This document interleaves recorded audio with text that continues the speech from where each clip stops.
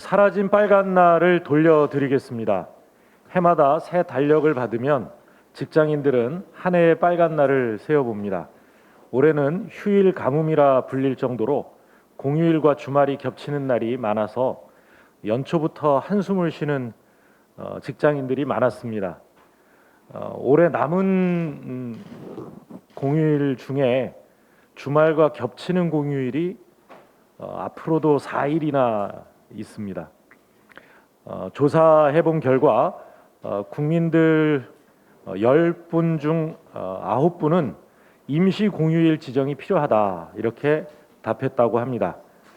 우리나라는 G7에 2년 연속 초대받을 정도로 선진국이 되었지만 여전히 노동자들의 근로시간은 OECD 국가 중 두 번째로 깁니다. 대체 공휴일 법제화는 그래서 거스를 수 없는 시대적 요구라고 할 수 있습니다. 더불어민주당은 6월 국회에서 계류 중인 대체 공휴일 법안을 신속히 처리하겠습니다.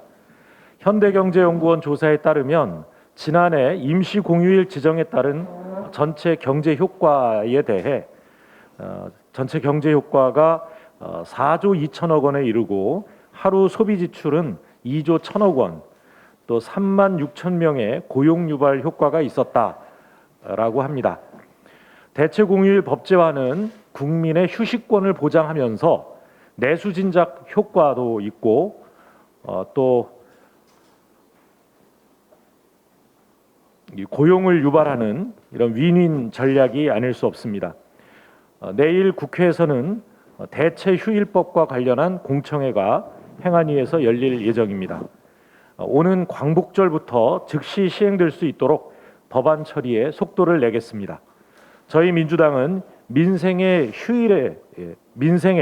휴일에 내수를 더하는 휴일 더하기법으로 국민의 행복과 삶의 질 향상에 기여할 수 있도록 최선을 다하겠습니다. 역사적인 6.15 남북 공동선언이 올해로 21주년을 맞았습니다. 두 정상께서 얼싸안았고 남북민은 하나 됐던 감격의 장면이 아직도 눈에 선합니다. 그 이후 6.15 선언은 한반도 평화에 있어서 공기와 같은 존재가 되었습니다. 6.15 선언을 시작으로 대립과 갈등의 적대적 남북관계는 평화와 공존의 협력적 관계로 전환됐습니다. 한반도에서 전쟁의 위협이 사라지면서 국제사회의 흐름도 바뀌었습니다. 비록 한반도 평화의 시계가 하노이 회담 이후 멈춰서 있지만 결코 역진하지 않을 것을 확신합니다. 이를 증명이라도 하듯 이번 G7 정상회의에서 채택된 공동 성명에는 한반도의 완전한 비핵화, 미국의 외교적 노력 지지, 또 북한의 대화재개 촉구 등이 담겨 있습니다. 한반도 평화 프로세스 진전에 대한 유럽 정상들의 지지가 확인된 것입니다. 이제 그 성과를 토대로 영내 국가들과 소통하며 평화의 여정을 재개해야 할 것입니다. 6.15 선언 21주년을 맞아 남북 대화가 북미 대화를 견인하고 북미 대화가 다시 남북 대화를 견인하는 한반도 평화의 선순환 구조가 하루빨리 복원되기를 희망합니다. 내일부터 교섭단체 대표 연설을 시작으로 6월 국회가 본격적인 일정에 들어갑니다. 그러나 국민의힘이 여기저기 설치해 놓은 입법 바리케이드는 민생 입법 활동을 곳곳에서 가로막고 있습니다. 소상공인 손실보상법이 산업위에서 다뤄지고 있지만 이 법을 비롯해서 시급한 민생 과제들이 제대로 처리가 되지 못하고 있습니다. 예를 들면 수술실 CCTV 설치법입니다. 어제 제가 이준석 그 대표에게 수술실 CCTV 설치법에 대한 입장을 물었는데 이준석 대표는 추가적인 논의가 필요하다라는 원론적인 대답을 했습니다. 여의도의 어법으로는 이 말은 반대한다라는 말의 다른 표현입니다. 그런데 국회에서 더 논의해보자도 아니고 사회적으로 좀 더 논의가 추가될 필요가 있다라는 말을 하는 것으로 봐서 국회의 논의를 반대하는 것은 아닌지, 또 이런 여의도 어법을 사용하는 것으로 봐서 이 청년다움을 벌써 잃어버린 것은 아닌지 의문입니다.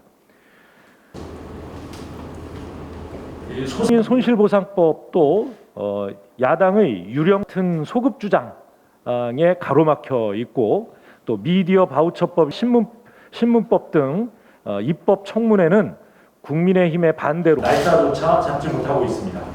또 국토위는 어제 부동산 공급 대책 후속 법안을 논의했으나 명확한 근거도 위헌 주장에 심사를 지체시켰습니다. 국민의힘이 정말로 변화하고 새로운 정치를 바란다면 말이 아닌 천으로 보여주기 바랍니다. 국민의힘이 상임위 곳곳에 설치해 놓은 이 입법 바리케이드 이제 치워주시기 바랍니다. 예, 어제 권익위가 국민의힘의 부동산 전수조사 요청서를 보완해달라라고 요청했다고 합니다. 국민의힘이 위원회에 제출한 부동산 전수조사 요청서는 요청 단락 한 장밖에 없었다고 합니다. 우리 민주당은 114명 국회의원과 그 직계 좀비속 816명의 개인정보 이용 동의서를 제공한 바 있습니다. 이 동의서가 없이는 권익위가 부동산 거래와 관련한 전수조사를 할 수가 없습니다.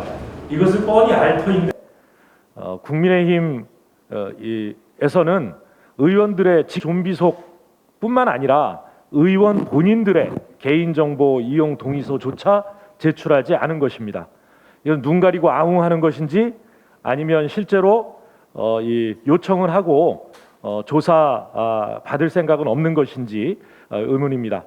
17일까지 의원은 물론 국회의원의 직계 좀비속에 개인정보 이용 동의서를 제출해 달라 이렇게 권익위가 요청했다고 하니 여기에 응해 주시기 바랍니다. 또 지난 8일에는 국민의힘의 원내 대변인이 지난 3월 이미 102명의 국회의원 전원에 대해 전수조사 동의를 받았다 이렇게 이야기를 했는데 이것이 거짓은 아니었는지 밝혀주시기 바랍니다. 이상이고요. 오늘은 김영배 최고위원께서 특별히